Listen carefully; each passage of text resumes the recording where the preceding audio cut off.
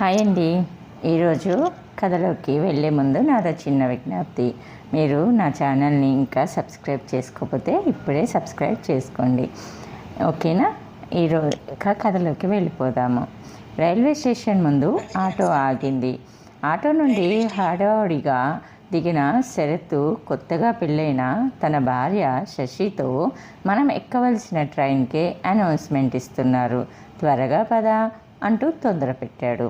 ఇద్దరూ తలో ఒక లగేజ్ని పట్టుకొని పరుగులాంటి నడకతో తాము రిజర్వ్ చేయించుకున్న సీట్లలోకి వచ్చి కూర్చున్నారు. కంగారుగా రావడం వల్ల అధికమైన హృదయగతిని అదుపు చేసే ప్రయత్నంగా శశి గుండెపై చెయ్యి వేసుకుంటూ కూర్చుంది. ఆమె మెడలోని పసుపు తాడు, నల్లపూసలు శంఖంలా ఉన్న ఆమె మెడ అందాన్ని ఇనుమడింప చేస్తుంది. ముఖంపై నుంచి మెడ మీదకు జారే స్వేద బిందువులు ఆమె మేని వర్ణంతో పరావర్తనం చెంది చిత్రంగా ముత్యాల వలె తారాళితమవుతున్నాయి. తనకేసి నిర్నిమేషంగా చూస్తున్న శరత్ని అమాంతంగా తినేసేలా ఏమిటా చూపు అన్నట్లుగా కనుబొమ్మలు ఎగరేసింది శశి. ఏమీ లేదు అన్నట్లుగా తల అడ్డంగా ఊపి మంచినీళ్ళు తాగు అంటూ బాటిల్ని అందించాడు. గడగడా మంచినీటిని తాగిన శశి బ్యాగ్ తీసి దేనికోసమో వెతుకుతుంది. శరత్ బ్రుక్కుటి ముడుస్తూ ఏమిటి, ఏం కావాలి అని అడిగాడు. నా బుక్కు ఇందులోనే పెట్టేనే, ఏమైంది అంది ముఖంపై ముసురుకున్న ముంగుర్లను సవరించుకుంటూ. అందుకు అనవసరంగా కలవరపడుకోయి ఎందువదన, అది ఇంటి వద్దనే వెచ్చగా నీ టేబుల్ సరుగులోనే ఉంది, నేనే తిరిగి పెట్టేశాలే అన్నాడు శరత్ చిరునవ్వులు చిందిస్తూ. అదేం పని అడిగింది శశి తన పెదవులను సరళ రేఖలా బిగిస్తూ చిరుకోపాన్ని ప్రదర్శించింది. Work while you work, play while you play. మనం దేనికోసం నైనిటాల్కి వెళ్తున్నాం, పుస్తకాలు చదవడం కోసమా అని అడిగాడు చిలిపిగా కన్ను గీటుతూ. శరత్ స్వతహాగా చాలా మంచి అందగాడు. అందులో అతని కన్నుల్లో దోబుచ్చులాడే చిలిపితనానికి శశి మనసు గులాం అయింది. ఆ మాటకు నునుసిగ్గుతో శశి కపోలాలు మందారాలైనాయి. కనురెప్పలు బరువు ఇక మోయలేమంటూ కిందకు వాలిపోగా చిరునవ్వుతో అదరములు అరవిడినాయి. ఆమె పలువరస విరచాచి మొగ్గలను వరుసలో పేర్చినట్లు ఉంటుంది. ఆమె చుబుకంపై ఉన్న పుట్టుమచ్చ ఆమె సొగసుకు దిష్టి తగిలేను సుమా అని పెట్టిన చుక్కలాగా ఉంది. అంతలో శరత్ ఎదురు సీటులో నుంచి లేచి ఆమెకు దగ్గరగా జరిగి కూర్చుంటూ, ఇప్పుడు మనం చదువుకోవాల్సింది పుస్తకాలను కాదు, మనసులను, అవునా అని ఆమె చెవిలో రహస్యంలా అన్నాడు. శశి ఉలిక్కిపడి ఎవరూ తమని గమనించట్లేదు కదా అని చుట్టూ ఒకసారి చూసింది. అందరూ ఎవరి పనుల్లో వారుండటం గమనించి తేలికగా ఊపిరి పీల్చుకుంది. శరత్ వంక చురచురా చూసింది. కానీ అంతలోనే ఆమె పక్కకు తిరిగి నవ్వుకోవటం అతని దృష్టిపదాన్ని మాత్రం దాటిపోలేదు. మళ్ళీ శరత్ మాట్లాడుతూ, శశి, నువ్వు నీ పీజీ కంప్లీట్ అయ్యాక ఏం చేద్దామని, ఫర్దర్ స్టడీసా లేదా ఏదైనా జాబ్ చేద్దామనా అని అడిగాడు. శరత్ మాట వరుసగా ఆ మాట అడిగాడే కానీ ఆమెను విడిచి తాను ఉండలేడని తెలుసు. అయితే శశి ఈ సంవత్సరం చదువుకు ఎటువంటి ఆటంకాన్ని రానివ్వనని తన మామగారికి ఇచ్చిన మాట కోసం ఈ ఏడాది కాలపు దూరాన్ని భరించాలి. అదే అతనికి దుస్సాహంగా ఉంది. ఆ విషయం జ్ఞప్తికి రాగానే ఈ ప్రస్తావన తెచ్చినందుకు తనను తానే నిందించుకున్నాడు. ఇప్పుడు ఇంకా పై చదువులు చదవాలని కోరితే తన ముద్దుల శ్రీమతి కోరిన తొలి కోరిక అని సమ్మతించాలా? అమ్మో, నా ప్రాణం విలవిలలాడిపోదు. చిచి, ఒరేయ్ శరత్, నీకు అస్సలు బుద్ధి లేదురా అనుకుంటూ ఉన్నంతలో ఏమిటండి అంత దీర్ఘాలోచన అని అడిగింది శశి శరత్ చేతిని చిన్నగా స్పృశిస్తూ. నా పీజీ పూర్తవగానే నేను ఏ ఉద్యోగం చేయను అంది శశి క్లుప్తంగా. అంటే ఇంకా పై చదువులు చదువుతావా అని అడిగాడు శరత్ మొదటి రోజు బడికి వెళ్ళే పిల్లవాడిలా బిక్కముఖం పెట్టుకొని. అతని ముఖం చూస్తే శశికి పట్టరాని నవ్వు వస్తుంది. అవడానికి తనకన్నా 7 ఏళ్ళు పెద్దవాడైనా అతనిలో ఆమె మనసును దోచే అమాయకత్వం, పసితనం ఉంది. వస్తున్న నవ్వును మునిపంటిన నొక్కి ఉంచి అతని వంక ఓరుగా చూస్తూ, నాకు ఇప్పటికే ఒక ఉద్యోగం వచ్చేసింది, అందులో నాకు ఊపిరి సలపనంత పని, ఇంకా పై చదువులు ఎలా సాధ్యం అని అడిగింది. అందుకు శరత్, ఏంటి ఫస్ట్ ఇయర్లోనే క్యాంపస్ సెలెక్షన్స్ అయిపోయాయా? మరి ఈ విషయం మాట మాత్రానికైనా నువ్వు కానీ మీ వాళ్ళు కానీ నాతో చెప్పలేదే? Anyway congrats. ఇంతకీ ఏం జాబు, పోస్టింగ్ ఎక్కడో తెలిసిందా అడిగాడు శరత్ లేని సంతోషాన్ని గొంతులోకి తెచ్చిపెట్టుకుంటూ. అందుకు శశి, మీరున్న చోటే అంది శశి నవ్వుతూ. అర్థం కానట్టు ఆమె వైపు చూశాడు శరత్. క్షణం తర్వాత ఆమె తనను ఆట పట్టిస్తుందని గ్రహించి ఉడుకుమోత్తనంతో బొంగుమూతి పెట్టుకున్నాడు. కానీ అతని మనసు మాత్రం విహంగంలా మేఘాలలో తేలిపోతుంది. ఇంతలో ఏదో స్ఫురించినట్లు, శశి, మామయ్య గారు నీకు చదవంటే ఎంతో ఇష్టమని చెప్పారు. నీ ఆశలను నా కోసం వదులుకోవాల్సిన పని లేదు. నువ్వంటే నాకు ఎంతో ఇష్టం. ఎంత ఇష్టమంటే నీ మక్కువ చెల్లించడంలో నాకు కలిగే కష్టం కూడా నాకు ఆనందాన్నే ఇస్తుంది. సో నిజం చెప్పు అడిగాడు శరత్ శశి కళ్ళల్లోకి సుటిగా చూస్తూ. శశి ముఖం గంభీరంగా మారింది. నాకు పై చదువులు చదవడం ఇష్టమే.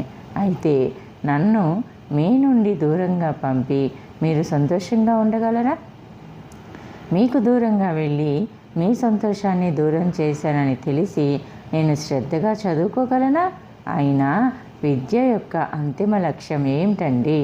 ఉద్యోగాలు చేయటమో ఊళ్ళేళ్ళటమో కాదుగా, జ్ఞానాన్ని సంపాదించుకోవటం. ఆ జ్ఞానంతో మనలో వివేకాన్ని పెంపొందించుకోవడం, తృప్తిగా మనం జీవిస్తూ మన చుట్టూ ఉన్న వారికి సంతోషాన్ని పంచటం. ఇలా జీవించటానికి తను నిజ జీవితంలో ఆచరించి చూపించిన వ్యక్తి మా అమ్మ అని స్వాగతంలా చెప్పనారంభించింది శశి. శశి 5 ఏళ్ల పిల్లగా ఉన్నప్పుడు ఆమె తమ్ముడు వివేక్ వయసు 7. అప్పుడు శశి తల్లి కమలకు గవర్నమెంట్ టీచర్ పోస్టు వచ్చింది. ఎప్పుడో 80ల నాటి మాట. శశి తండ్రి ప్రభాకర్ రైల్వేలో ఎస్ఎస్ ఆఫీస్లో ఒక క్లర్క్గా పనిచేస్తుండేవాడు. చాలని జీతం. కమలకు తన గవర్నమెంట్ జాబ్ రావడం ఏనుగు ఎక్కినంత ఆనందాన్ని కలుగజేసింది. అయితే వచ్చిన చిక్కెల్లా ఆమెకు కైకలూరు దగ్గరలో ఒక పల్లెటూరులో పోస్టింగ్ ఇచ్చారు. ప్రభాకర్కి విజయవాడలో ఉద్యోగం. అలాగే పసివాడైన వివేక్ను చూసేవారెవరూ లేకపోవటం. పైగా వివేక్ ఆరోగ్యం సరిగా ఉండేది కాదు. అయితే 1-2 సంవత్సరాలు సర్దుబాటు చేసుకోగలిగితే తర్వాత కుటుంబ భవిష్యత్ బాగుంటుంది కదా అన్నది కమల ఆలోచన. ఇంతలో ప్రభాకర్ తండ్రి దక్షిణమూర్తి, తల్లి కామాక్షి అతనిని మేడపైకి పిలిచి, ఒరేయ్ ప్రభా, నీ తర్వాత ఇంకా 2 తమ్ముళ్ళు ఉన్నారు. వాళ్ళు ఇంకా చిన్నవాళ్ళు. వాళ్ళ బాధ్యత మాదే కదా. మాకున్న బాధ్యతలతోనే మేము చాలా మునకలవుతున్నాము. మళ్ళీ మీ పిల్లల బాధ్యత మేం తీసుకోలేం. అయినా ఆ పాటి సంపాదన ఇక్కడ దొరక్కపోదు, వద్దని చెప్పేయి అన్నారు. ప్రభాకర్ ఏమో తల్లిదండ్రుల చాటు తనయుడు. ఇప్పుడు తానున్న ఆర్థిక స్థితిలో కమలకు వచ్చిన ఉద్యోగం తన పాలిట అదృష్టం అని తెలిసినా కమల్ని ఉద్యోగం వదులుకోమని చెప్పడం తప్ప మరో ఆలోచన చెయ్యలేకపోయాడు ప్రభాకరు. అలా కమలకు వచ్చిన ఉద్యోగానికి రెక్కలు వచ్చేశాయి. మరో 2 ఏళ్ళు గడిచిపోయాయి. ప్రభాకరానికి బాధ్యతలు పెరిగినాయి. దానితో పాటు ఖర్చులు కూడా పెరిగినాయి. దాంతోపాటు దక్షిణామూర్తి, కామాక్షమ్మలకు ప్రభాకర్పై ఎక్స్పెక్టేషన్స్ కూడా పెరిగినాయి. ఎటొచ్చి పెరగనిదల్లా అత్తగాడికి జీతం మాత్రమే. దక్షిణామూర్తికి ఇంకా సర్వీస్ చాలా ఉంది. అయినా వారి ఖర్చులు, అత్యవసరాల జాబితాలోకి ప్రభాకర్ కుటుంబ అత్యవసరాలు అనవసరం ఖర్చుల జాబితాగా పరిగణించబడేది. దరిమిళ ఉమ్మడి కుటుంబంలో రుసరుసలు. తల్లిదండ్రులను ఒప్పించలేక, ముక్కుసూటి మనిషి అయిన కమలను నొప్పించలేక ప్రభాకర్ పని దొమ్మరి ఆట తీగపై గడసాని నడకలా ఉంది. ఇంతలో దేవుడికి కూడా కమల, ప్రభాకర్లపై దయ కలిగినట్లుంది. బిట్రగుంటకు బదిలీపై వెళ్ళవలసి వచ్చింది ప్రభాకర్. బిట్రగుంటకు వెళ్ళిన తర్వాత కూడా ఆర్థిక పరిస్థితుల్లో పెద్దగా మార్పు లేకపోయినా కమలకు అత్తామామల ఆరళ్ళు తప్పినాయి. ఇక ముందు తన భర్తకు కుటుంబ నిర్వహణలో తన వంతు సహకారం అందించదలుచుకుంది కమల.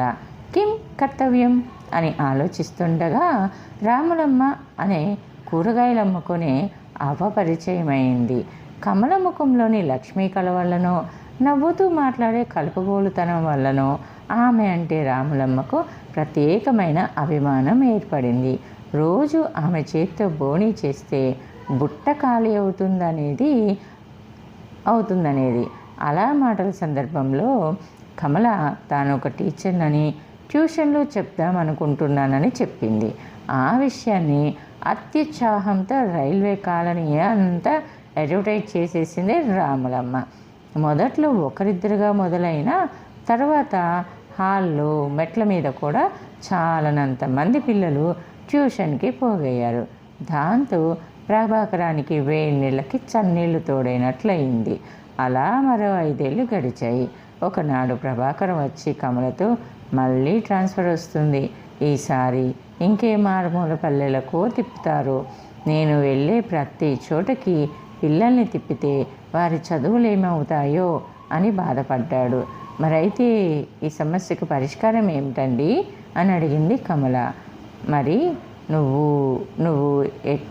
ఎక్కడైనా ఉద్యోగం చూసుకొని పిల్లలు నువ్వు ఒక చోట నిలకడగా ఉంటే నాకు ఎక్కడికి ట్రాన్స్ఫర్ అయినా వాళ్ళ చదువులకి ఏ ఇబ్బంది ఉండదు అంటూ తప్పు చేసిన వాడిలా తల వంచుకొని కాసేపటికి కమలకి కోపం వచ్చిందేమో అనుకొని ఆమె కళ్ళల్లోకి చూశాడు. ఆమె చూపులు నిశ్చలంగా ఉన్న తటాకంలా చల్లగా ఉన్నాయి. అయితే ఆమె ఏదో ఆలోచిస్తుంది. ప్రభాకర్ ఇంకేం మాట్లాడేందుకు అతని మనసు ఒప్పుకోలేదు. ఆఫీస్కు వెళ్ళాలనే వంకతో బయటకు వచ్చేశాడు. కమల మస్తిష్కంలో ఏదో ఆలోచన స్ఫురించింది. వెంటనే పోస్ట్ కార్డు తీసి తన అన్నయ్య అచ్యుతరామ్కి తన పరిస్థితి అంతా వివరిస్తూ ఉత్తరం రాసింది. 10 రోజులు తిరగకుండానే నిర్మలా కాన్వెంట్లో టీచర్ పోస్టుకు ఇంటర్వ్యూకు రావాల్సిందనే ఉత్తరాన్ని అందుకుంది. అయితే ప్రభాకర్కి అన్ని సందేహాలే. కమల 8 ఏళ్లుగా ఖాళీగా ఉంది. అసలు ఉద్యోగం వస్తుందా? వచ్చినా నిలబడి చేయగలదా? పిల్లలతో ఒంటరిగా బ్రతకగలదా అని. అయితే కమలే ధైర్యం చేసి, ముందు ఇంటర్వ్యూకి వెళ్ళనివ్వండి, తర్వాత చూద్దాం అని అంది. కమలకు మంచి జీతంతోనే ఉద్యోగం దొరికింది. అదే స్కూల్లో పిల్లలు కూడా చేరారు. 1-2 ఏళ్ల వ్యవధిలో ప్రభాకర్కి కూడా అక్కడికే ట్రాన్స్ఫర్ చేయించుకున్నాడు. ఇంతలో కమల వాళ్ళు అద్దెకు ఉండే పోర్షన్ని ఇంటి వాళ్ళు ఏదో అవసరానికి అమ్ముకుంటుంటే కమల వాళ్ళే ఎంతో కష్టపడి లోన్ తీసుకొని కొనేసుకున్నారు. ఇక ఆ అప్పు తీర్చడానికి కమల పడ్డ శ్రమ వర్ణనాతీతం. ఇంట్లో ఎప్పుడూ పని మనిషి లేదు. తన ఉద్యోగం చేసేది కాక తన పిల్లలు వివేక్కి, శశికి పాఠ్యపుస్తకాలు కొనకుండా తన వద్ద ట్యూషన్ చదివే పిల్లల వద్ద నుండి అడిగి తీసుకునేది. ఇలా ప్రతి పైసా ఆదా చేసేది. అంతలో ప్రభాకరానికి మరో మంచి అవకాశం వచ్చింది. కమర్షియల్ క్లర్క్గా పనిచేస్తున్న తన లాంటి వారిని పెద్ద సంఖ్యలో గూడ్స్ గార్డులుగా రిక్రూట్ చేసుకుంటున్నారు. జీతంతో పెద్దగా మార్పు లేకపోయినా మైలేజీ రూపేణా అధిక మొత్తంలో సంపాదన కనపడుతుంది. అయితే విపరీతమైన శారీరక శ్రమ. రాత్రింబవళ్ళు నిద్ర కాయాల్సి ఉంటుంది. ప్రభాకర్ ఈ విషయం కమలతో చెప్పగానే, అంత శ్రమ మీరు పడగలరా? మరోసారి ఆలోచించండి అంది. ఇంకా ఆలోచించడానికి ఏముంది? మనం మన బిడ్డల కోసం వారి భవిష్యత్తు కోసం. అక్కడ మనమేమో మన డ్యూటీ ఏమో ఎవరిని మోసం చేయక్కర్లేదు, ఎవరి ప్రాపకం కోసం ఎదురు చూడక్కర్లేదు, ఎవరిని కాకాలు పట్టాల్సిన అవసరం లేదు, బాకాలు ఉదక్కర్లేదు. ఇంకా ప్రమోషన్లు అంటావా, ఏ రిజర్వేషన్లు లేని వాళ్ళం. అవి మనకు అసలు కళలో కూడా అందవు. ఈ పరిస్థితుల్లో ఇంతకన్నా ఉపాయం నాకు తోచడం లేదు అన్నాడు దృఢంగా. మీ ఇష్టం, కానీ మీ ఆరోగ్యం జాగ్రత్త అంది కమల. అదే నాకు ఆ గవర్నమెంట్ జాబ్ ఉంటే ఆయన ఇంత కష్టపడాల్సిన అవసరం ఉండేది కాదు అనుకుంది తన మనసులో. కమల తన పిల్లల్ని చదువు విషయంలో ఊపిరి సలపనిచ్చేది కాదు. పిల్లలు ఆమె కష్టాన్ని చూడలేక సాయం చేస్తామన్నా కూడా, వద్దు నాన్న, మీరు బాగా చదివి త్వరగా మీ కాళ్ళ మీద మీరు నిలబడగలిగితే అది చాలు మాకు అనేది. పిల్లలిద్దరూ బాగా చదివారు. వివేక్కి ఐఐటిలో సీటు వచ్చింది. పీజీ చదువుతున్న శశికి శరత్ వాళ్ళ సంబంధం వచ్చింది. శరత్కి పిహెచ్డి అయ్యింది. ఇంకా రేపో మాపో డిగ్రీ అవార్డు రాబోతుంది. కుర్రవాడు అందగాడు, మంచి స్థితిమంతులే. ఇంజనీరింగ్ కాలేజీలో ఫ్యాకల్టీగా పనిచేస్తున్నాడు. బుద్ధిమంతుడు. శశిని చేసుకోవాలని బాగా ఇష్టం చూపుతున్నారు. అయితే ప్రభాకర్ మాత్రం చదువుతున్న పిల్లకి అప్పుడే పెళ్లి చేయటం ఎందుకు అని మొదట్లో అడ్డు చెప్పినా కమలే ప్రభాకరాన్ని ఒప్పించింది. ఉన్నంతలో శశి శరత్ల వివాహం అంగరంగ వైభవంగా జరిపించారు. పెళ్లి హడావుడి అంతా పూర్తయి విశ్రాంతి తీసుకుంటున్న కమల దగ్గరికి ప్రభాకర్ వచ్చి, కమల, థ్యాంక్స్ అని చెప్పాడు. ప్రభాకర్ మాట్లాడుతున్నప్పుడు అతని కంఠం ఆర్ద్రతతో నిండిపోయింది. మీరు నాకు థ్యాంక్స్ చెప్పడం ఏంటండి అని అడిగింది కమల ఆశ్చర్యంగా.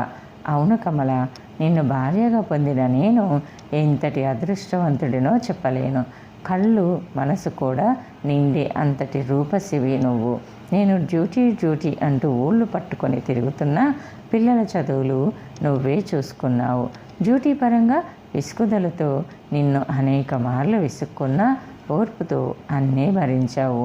ఇప్పుడు మనం అమ్మాయికి త్వరగా ఇంత మంచి సంబంధం వెతికి పెళ్లి చేయటంలో కూడా నీ కష్టమే ఉంది అని చెప్తుండగానే, చాలే ఊరుకోండి, ఏమిటి ఈ సన్మాన సభ? భార్యగా, తల్లిగా నేను చేయవలసిందేగా నేను చేశాను అంది కమల ప్రభాకరం భుజంపై చేయి వేస్తూ. అందుకు ఇవాళ నా మాటలకు అడ్డు రావద్దు కమల. నా మనసులోని బాధని, భావాల్ని బయటకు చెప్పుకొని చాలా కాలంగా నా మనసును తొలిచేస్తున్న బాధ ఇది. నా మనసులోని బరువుని దింపుకొని ఐఆమ్ రియల్లీ సారీ అనేసి అన్నాడు. సారీ ఇదెందుకు అంది కమల ఆశ్చర్యంగా కళ్ళు పెద్దవి చేస్తూ.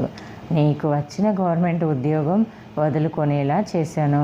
మళ్ళీ నీ చేత రెక్కల ముక్కలయ్యేలా ప్రైవేటు స్కూల్లో పనిచేసేలా చేశాను. నిన్ను నాకు భార్యగా చేసి దేవుడు నాకు మంచి చేసినా నీకు మాత్రం తీరని అన్యాయం అనే అంతలో వెంటనే కమల తన చేత్తో ప్రభాకర్ నోటిని మూసేస్తూ, చిచి, ఏమిటా మాటలు? నేను ఎప్పుడైనా మిమ్మల్ని అలా అన్నానా? మీకైనా నాకైనా కావాల్సింది మన కుటుంబ శ్రేయస్సే కదా. అందుకోసం మీరు చేయగలిగిన దానికంటే ఎక్కువే చేశారు మీరు. నా చేతుల్లో ఉన్నది నేను చేయగలిగింది నేను చేశాను, అంతే, సింపుల్. అయినా ఏంటండి ఇవాళ ఇంత ఎమోషనల్ అవుతున్నారు? సరే ఉండండి, కాఫీ తీసుకువస్తాను అని అంటూ వెళ్ళింది. కార్యేషు దాసి కరుణేషు మంత్రి, రూపేచ లక్ష్మి క్షమయా దరిత్రి, భోజ్యేషు మాత శయనేషు రంభ, షట్కర్మయుక్త కులధర్మపత్ని. బహుశా పెద్దలు ఈ శ్లోకాన్ని నీలాంటి వాళ్ళను చూసి చెప్పి ఉంటారు కమల అనుకున్నాడు ప్రభాకర్ తన కంట్లో నీటి పొర వచ్చి చేరుతుండగా. అంటూ చెప్పింది శశి. అందుకు అవును నిజం శశి, చెట్టు ఒక్కటైతే కాయ మరొకటి వస్తుందా? అత్తయ్య గారిలో అన్ని సద్గుణాలు ఉన్నాయి కనుకనే నీలోనూ వివేక్లోనూ అంత చక్కటి సంస్కారం. హ్యాట్స్ ఆఫ్ టు అత్తయ్య గారు అండ్ మామయ్య గారు అని అన్నాడు శరత్ మెచ్చుకోలుగా శశి వంక చూస్తూ. కథ బాగుందా? నచ్చితే ఒక చిన్న లైక్ ఇవ్వండి. అలానే మీ ఫ్రెండ్స్ అండ్ ఫ్యామిలీ మెంబర్స్లో ఎవరైనా స్టోరీస్ వినేవాళ్ళు ఉంటే వాళ్ళకి నా ఛానల్ని ఫార్వర్డ్ చేయండి ప్లీజ్. అబ్బా, నా స్టోరీస్కి ఎందుకో వ్యూస్ తక్కువ ఉన్నాయి. పోనీ సబ్స్క్రైబ్ చేసుకొని మీకు నోటిఫికేషన్ రావట్లేదు అనుకుంటే ఒకసారి అన్సబ్స్క్రైబ్ చేసుకొని మళ్ళీ సబ్స్క్రైబ్ చేసుకోండి. సబ్స్క్రైబ్ బటన్ రెడ్ కలర్లో ఉంటుంది, దాన్ని క్లిక్ చేస్తే బెల్ ఐకాన్ వస్తుంది. దాన్ని క్లిక్ చేసి ఆల్ అనే ఆప్షన్ని ఎంచుకుంటే ముందు ముందు నేను చెప్పే మరిన్ని ఇంట్రెస్ట్కరమైన స్టోరీస్ అన్నీ మీకు నోటిఫికేషన్ రూపంలోకి వచ్చేస్తాయి. ఎవరికైనా ఏదైనా ఇంట్రెస్ట్ రావాలి అని అంటే మనం పడ్డ కష్టానికి ప్రతిఫలంగా ఎదురుగా ఎవరైనా చూసి మెచ్చుకుంటేనే కదా, లేదు మన లోటుపాట్లు చెప్తేనే కదా మనల్ని మనం సరి చేసుకుంటాము. 1.5 year నుంచి చెప్తున్నా, నా మిస్టేక్ ఏమిటో నాకు తెలియట్లేదు. మీరెవరు ఎక్కువ మంది ఆదరించట్లేదు కాబట్టి నాకు ఏది చేయాలన్నా ఇంట్రెస్టే రావట్లేదు. కష్టపడి రాసే స్టోరీస్కి వ్యూస్ రావట్లేదు, ఇలా చెప్పే స్టోరీస్కి కూడా వ్యూస్ రావట్లేదు. అప్పుడు ఎలా మనకి కష్టపడి పని చేయాలనిపిస్తుంది చెప్పండి? అందులోనూ నా హెల్త్ అప్సెట్ ఉన్నా కానీ సరే నేను కథలు ఇవ్వాలనే అనుకున్నా. కొన్నాళ్ళ నుంచి అస్సలు వ్యూస్ లేవని నేను అసలు అది ఇవ్వడం కూడా మానేశాను.